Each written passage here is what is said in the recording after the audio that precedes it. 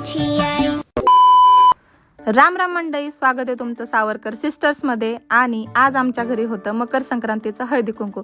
तर हे आहे हळदी कुंकूचं डेकोरेशन कसं वाटतंय नक्की कमेंट करून सांगा. हे माझ्या बहिणीने म्हणजेच अंजुने रात्री 2 वाजेपर्यंत जागून केले आणि त्यानंतर सगळ्या बायका आल्या घरामध्ये. त्यांना हळदी कुंकू आई लावत होती आणि हा ब्रुनो असा कोपऱ्यात बसला होता बिचारा, त्याला बांधून ठेवलं होतं कारण की काही लेडीज घाबरतात.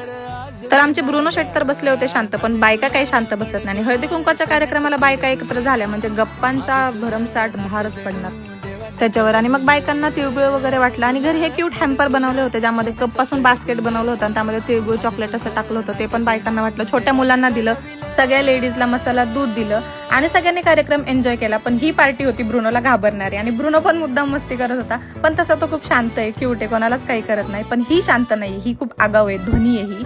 आणि कार्यक्रम झाल्यावर आईची एक इच्छा होती की माझा पण एक व्हिडिओ काढतात. तिची फरमाईश पूर्ण करत हा व्हिडिओ संपूयात. डेकोरेशन आणि व्हिडिओ आवडला असेल तर नक्की लाईक करा.